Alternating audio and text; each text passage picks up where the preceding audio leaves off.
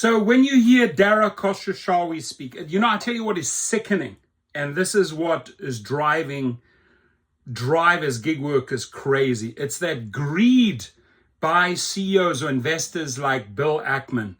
And Dara's just glorifying him, getting all that money, all that investment from Bill Ackman, billionaires, scum that do not care about drivers' pay, that do not care about drivers' safety.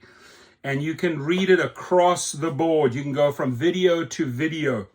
The anger, drivers being pissed off at these individuals. Why? Because it's people like Bill Ackman and Dara Khosrowshahi driving the greed within Uber, taking more and more and more from the hard-working gig workers, right? And you will see here how this guy literally has Bill's dick in his mouth. You will see it right here, just the way he speaks, right?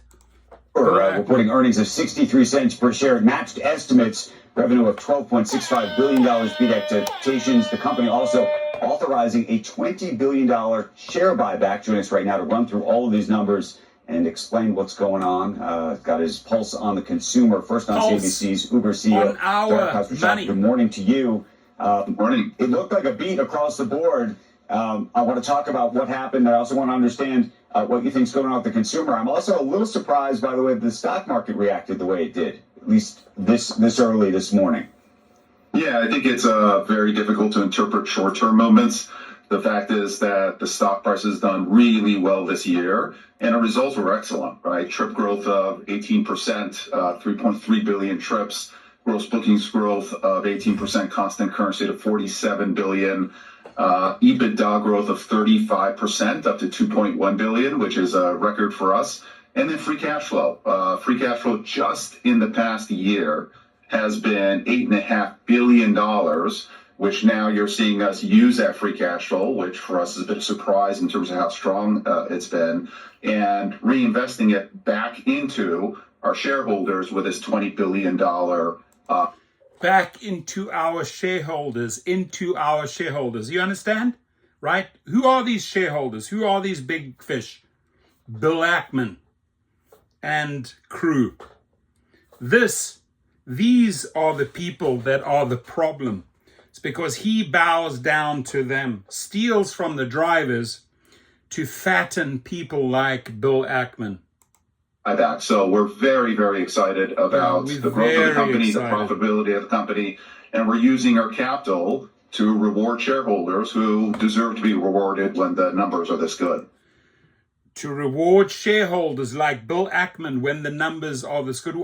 Dara, why are your numbers so good? Because you're taking more and more, you're squeezing more and more and more out of those drivers. Now, I'm going to give this administration, this Trump administration, a warning, right? You want to lose those 6 million gig worker votes because he paid you $1 million, Donald Trump, right? Guess why he paid you that? So he can pretty much stay out of prison. Wage theft, tip theft, feeding people like Bill Ackman, right? And this administration is doing nothing to protect those 6 million drivers. And if anyone in the administration sees this video, this is what you are counting on in the next elections, these 6 million gig workers. They will turn against you in a heartbeat because you always have people's backs like Dara Khosrowshahi who wire you $1 million. Him personally sending Trump $1 million. And you have the backs of Bill Ackman. It's time to back the drivers if you want those 6 million votes. Let's talk about the mobility piece of it first. That's the biggest piece of it. What are you seeing in terms of the consumer strength across the board here in the U.S. and maybe abroad as well? Yeah, we're seeing across the board, both in mobility and delivery, Andrew, the consumer remains strong. In the U.S., actually, what's going on, which is pretty interesting, is that we are able now to modulate some of the increases in the insurance costs, which has been responsible for the growth of pricing in the U.S., which you have definitely noticed and remarked on. As these insurance costs are easing because of a bunch of safety stuff that we're doing, we're able to pass those savings on to the consumer. And it doesn't affect our profitability. We're essentially, taking these savings, handing it over to the consumer. And actually in the US in July, we've seen trip growth accelerate versus Q2 as a result.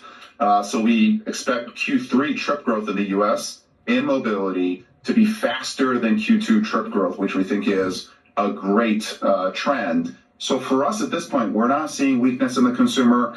It's steady as she goes, and for Uber, that's great news.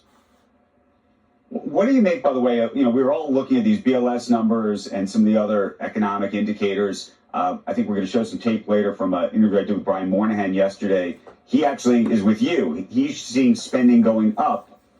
I'm curious, within the different segments, though, within your business, are people upgrading? Are they downgrading based on price? Are you seeing any price sensitivity? Is there anything like that? Different parts of our demographic are sensitive to price, and then there are other parts of our demographic who want a premium product. So what you're seeing from us, Andrew, is actually a barbell strategy. We're really working hard to pass on savings to consumers. So, for example, Wait and Save is now which provides 9% savings on average. If you wait a little longer to get your Uber, is now available in multiple cities in the US. We're introducing products like Price Lock for commuters, where you can lock your price, no surge during your commute, and is resulting in a higher number of commutes as a result. And at the same time, the premium business is doing really well. Premium is now over $10 billion, up 30%. Our reserve business is up 50%. So both demographics are doing well. Partially it's because of the innovation that we're bringing forward to target lower demographic and or the premium demographic. So at this point, we're not seeing any weakness whatsoever. Any thought that there's going to be increased competition on price? It was just, I think, earlier this week that Lyft announced this deal with Baidu. Really the first time that you'll see their app internationally. Well, I think the Baidu deal was really about autonomous. And the promise of autonomous is to open up, what we think is a $1 trillion TAM. As you know, Andrew, we are one of the leaders in terms of autonomous. We're working with Waymo in Austin, where we expanded our operational domain. We launched in Atlanta, and it's been a great launch. The average Waymo in Atlanta is busier than 99% of drivers in Atlanta as well. And we're working with players like WeRide in Abu Dhabi, Wave in the UK, Baidu outside the US, and Nuro and Lucid here in the US. So we're very excited about the autonomous trends. I think before I was on, we were talking about AI. This is physical world AI, and we think it's going to be a huge trend going forward.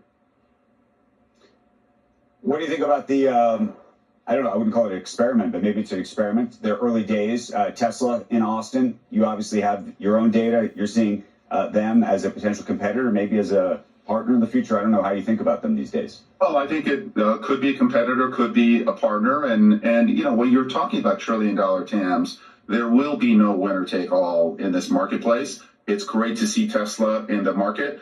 They're taking their time and they are making sure that they're expanding in a safe way. We've always believed that the potential in self-driving is for these cars to be superhuman in terms of safety. And I think that's a welcome thing, whether it's a Waymo or it's a Tesla or it's a Wave. All of this competition in autonomous is going to create safer streets, and we're going to be. So, leave your comments below. What I take away from this is how, obviously the greed is in your face, blatant in this interview, and the way he bows down, the way he worships and glorifies these problem people like billionaire Bill Ackman, right? Let's please him, let's please him, let's please him, let's bow down to him, let's, whatever it'll take. I mean, I'll tell you what, Dara Khosrowshahi will do whatever it takes to keep Bill Ackman happy. And this is the anger from the other side, because drivers are seeing this, right? Drivers are seeing their pay go down. Drivers can see and feel the greed of these individuals. And it's building up a lot of resentment, a lot of anger, and a lot of hate towards specific people. And that, I think, is a problem. And if they don't address it, it's going to fester and blow up at some point. It's dangerous. It needs to be addressed. You can't just push these 6 million people to the side all the time, right? It's absolutely bullshit the way you are treating these people and taking more and taking more and taking more. Why?